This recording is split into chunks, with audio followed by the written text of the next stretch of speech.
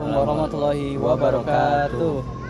Kami mahasiswa Ekonomi Pembangunan Fakultas Ekonomi dan Bisnis UIN Jakarta akan mewawancarai dan melihat bagaimana kehidupan dan tantangan yang dihadapi oleh masyarakat perkebunan di dataran tinggi. Di daerah dataran tinggi ini terdapat sumber daya alam yang berlimpah yang merupakan hasil perjuangan sehari-hari para petani yang bergantung pada tanah untuk bertahan hidup. Dataran tinggi dikenal memiliki karakteristik unik, udara sejuk, tanah subur, dan pemandangan yang memukau.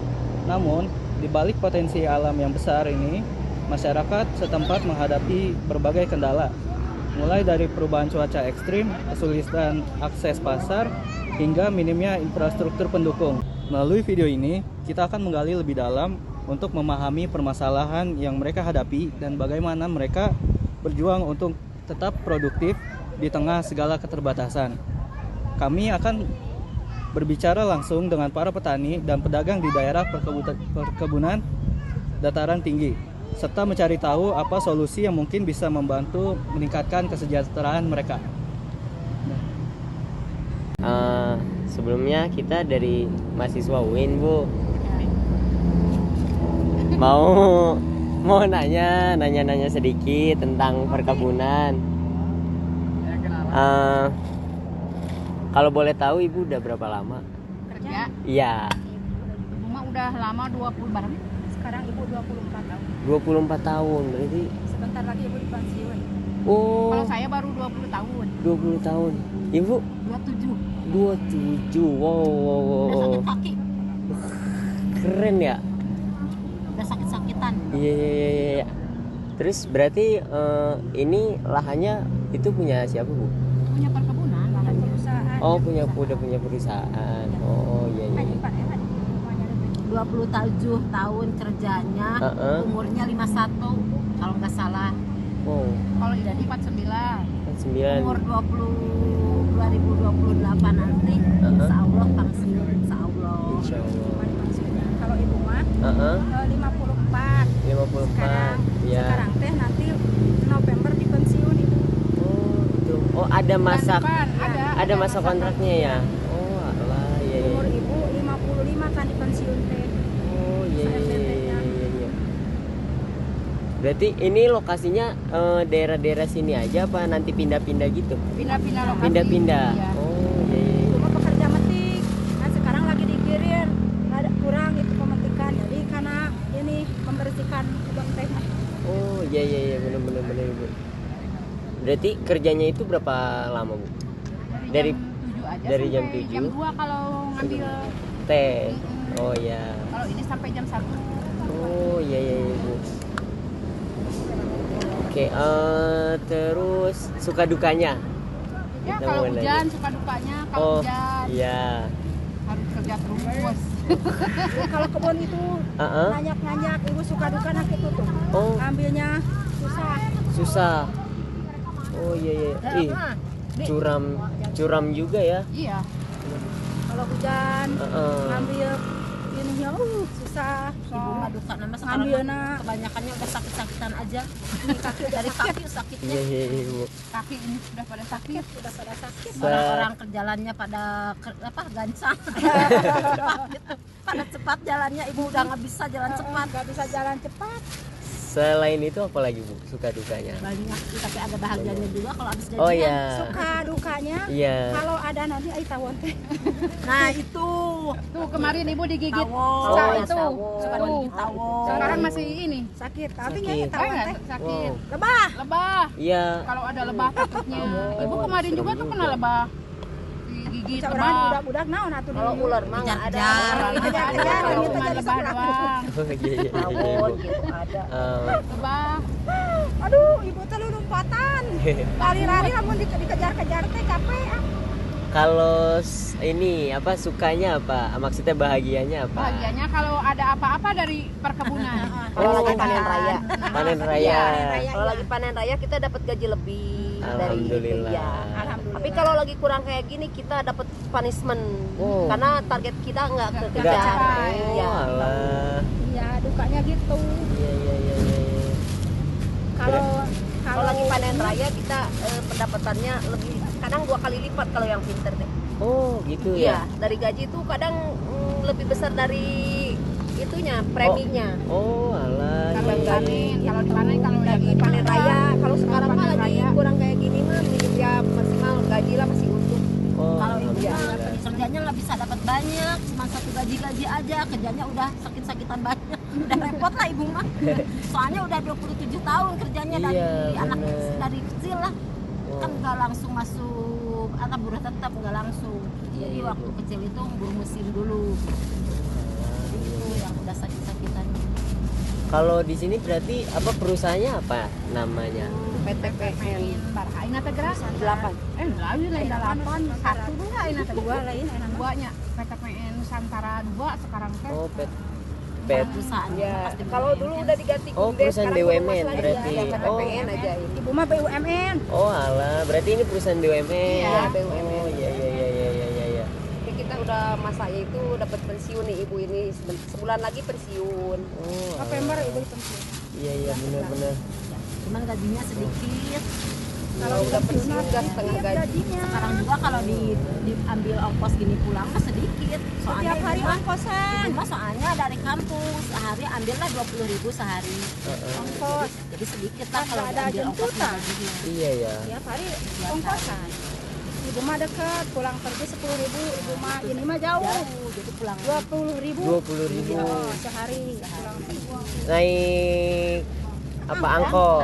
Kadang kalau mobil mini Oh Cianjuran. iya. Kan jauh kan kalau angkot nggak sampai ke sini Iya, kalau iya. pagi mah. Jadi Pagi 2 kali mah cuma naik. di bawah. Benar. Nggak banyak yang nyampe sini. Oke oke 2 kali oke. naik ibu ini pang jauh Iya. Mungkin ini terakhir Bu, harapan Ibu ke depannya kayak gimana sih buat perusahaan buat para pekerjanya lebih maju. lebih maju? Karena kalau lebih maju mah ibu di pensiun gajinya lancar, uangnya keluarnya lancar. Wah, berarti kalau pensiun Ibu tetap dapat duit terus ya? Gaji tapi sedikit. Oh iya. Ini palingnya 300 sih. 200. 200. Itu pensiunan yang buat kebun teh di sini. Tapi uang besarnya dapat, tapi 5 tahun ke depan. Oh, udah per ada 5 cuma- tahun. Iya, per 5 tahun sekarang. Oke. Sekarang tapi yang udah ya, Iya. nggak tahu kalau ibu ini ya, mudah-mudahan lancar. Alhamdulillah ya. Ibu ini lancar semua, lancar Iya, semua. iya, iya. Yang ke belakang mah belum 5 tahun belum dapat uang. Kalau belum 5 tahun belum dapat. Belum dapat. Uang yang besarnya. Uang besarnya. Oh iya iya. Kalau model jam sostek ada dapat, Ada. agak besar juga sih itu jam Oke sostek. oke. Ada gimana kerjanya, ada yang gimana? 35, Oh, ada iya. yang 30 tahun, 30 juta. Oh 30 juta Iya, per 5 Aztec. tahun. Oke, terus harapan Ibu buat pekerja selanjutnya biar gimana sih perusahaan bisa merhatiin pekerjanya? Ya, bisa memperhatikan pekerjanya biar pekerjanya nggak ngeluh. Lalu, Soalnya ongkosnya kalau sehari anggapnya oh mungkin Ibu pengen duit-duit yang modelan uang pergi pulangnya ya bisa ditalangin ya. Oh iya benar-benar.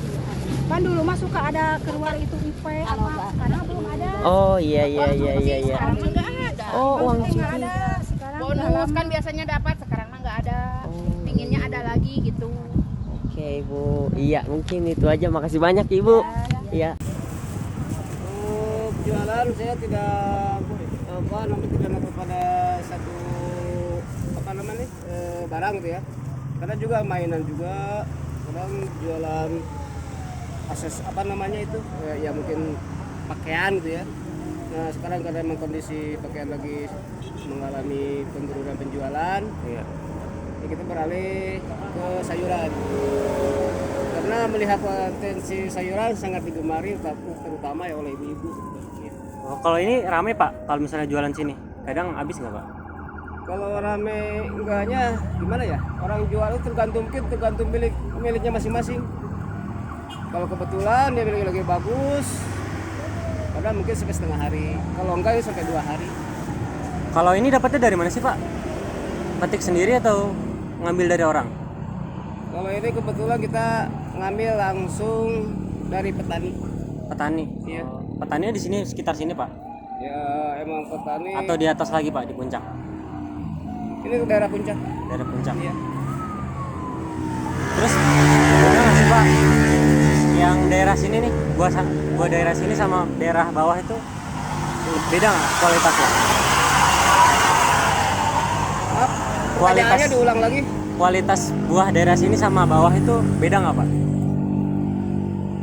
Untuk kualitas sayuran, sebenarnya ini kan masih daerah tropis ya. Itu Cisarua maupun Bucak itu tidak jauh berbeda. Cuma mungkin dari rasa aja. Kalau harga mahalan sini atau bawah Pak? Nah, kalau harga tetap itu ngikutin aturan yang sudah ada.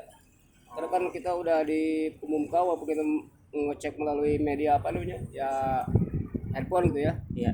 Itu yang namanya harga sudah tertera. Dan kita masyarakat juga nggak bisa ngebohong karena udah tahu semua terbuka. Kita contohnya brokoli nih. Iya. Berapa per kilo? Saya tinggal ngecek aja gitu kan harga brokoli itu ketahuan.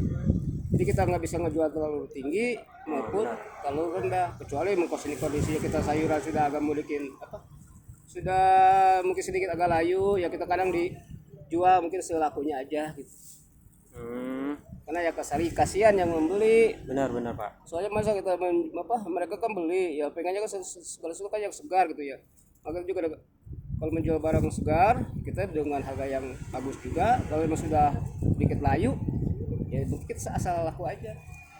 Oh, kalau akses di sini buat kayak nyari buah ini lebih mudah juga Pak daripada di bawah Pak ya? Emang kalau dari sini untuk seperti buah sayur brokoli ya, Iya. emang mendapatkannya lebih mudah Lebih mudah. dibanding dengan daerah bawah. Oh, kalau di sini tuh brokoli apa lagi Pak? Brokoli, Ya brokoli, mungkin tomat, wortel, apa namanya, bulat, kol ya. dan mungkin yang lain seperti sawi, gitu ya, pakcoy ya begitu aja. Kalau harapannya Pak buat pedagang sayur sini atau pedagang buah di sini? Ya harapan saya sih mungkin kedepannya ya. Semoga untuk pemerintah juga di sini tidak terlalu membatasi gerak Lah iya Pak. pedagang gitu ya. Karena kan kita ini masyarakat kecil. Karena kalau dibatasi gerakannya kita juga sama-sama mencari nafkah ya, mencari penghidupan. Kita bukannya tidak mau menjadi pekerja ataupun menjadi apa itu namanya mungkin karyawan ya, tapi emang kondisi manusia membawa garis jalan kehidupannya masing-masing. Kalau yang kemarin Pak buat penggusuran itu kira-kira berdampak nggak Pak buat sini Pak? Jadi menurun gitu Pak? Kan kemarin sempat digusur tuh yang di pinggir jalan ini. Itu gimana Pak? Menurut Pak? Menurun gitu ya Pak pendapatannya? Dari segi pendapatan mungkin ya, dari segi pengunjung juga Iya. itu sangat turun. Nah biasanya kan hari-hari biasa mungkin kamu dari Jakarta sengaja ke sini untuk refreshing juga mungkin adanya warung-warung di sini mereka kan capek bisa mampir mungkin bisa mencicipi hidangan yang disajikan di warung seperti mie apa itu ya. Nah untuk sekarang sebenarnya kan kami ada kejadian juga Iya. waktu-waktu minggu 3 minggu ke belakang mungkin ya kan sempat macet parah. Betul. Nah itu banyak juga pengunjung yang stres sudah macet panas. Iya. Untuk membeli air pun mengandalkan dari pengasong. Kalau nggak ada pengasong ya kasihan juga. Susah ya Pak ya buat? Susah. Itu dampaknya sih. Mungkin dari segi penjualan saya, kalau saya ini misalkan telat laku, saya kan bisa dimasukkan ke warung-warung. Di warung. Mereka buat bikin nasi goreng, buat bikin mie rebus. Ya kita ada buat istilahnya melemparnya ya. Sekarang setelah warungnya semua dibongkar, ya kita mengandalkan mungkin Pengunjung gini Pak ya? ya ke pengunjung yang masuk ke lokasi di sini aja. Kalau ini berapa Pak? Sekilo? Ini sekilo ya Pak ya? Ya ini emang kurang lebih saya jual 1 kilo dengan harga cukup 5.000. Oh 5.000. Ya. Kalau buat kolnya berapa Pak? Satu plastik itu berapa sih Pak? Kalau engkol ya ini apa ya namanya? Brokoli ya? Brokoli ya, Kalau brokoli. brokoli kita mengikuti standar, misalkan standar harga pasar 15.000 per kilo. Kita jual tidak jauh dari harga pasar sekitar 15.000. Karena juga mungkin sampai 10.000 ya kita jual. Yang ini mah buat kita mah ada aja lah masukan daripada misalkan ini sampai bukan tidak laku ya, misalkan sampai layu, yang penting kita dijual walaupun harga mungkin di bawah pasar, kita apa namanya dijual juga gitu. Yang penting intinya kita bisa terjual aja.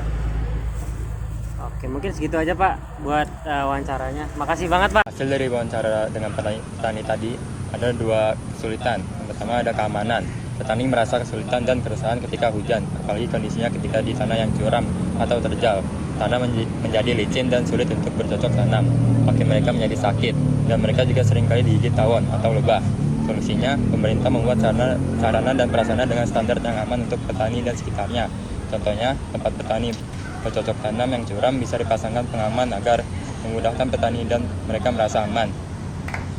Mereka juga bisa diberikan APD, alat pelindung diri, atau pengelola rutin mereka melakukan pengusiran hama.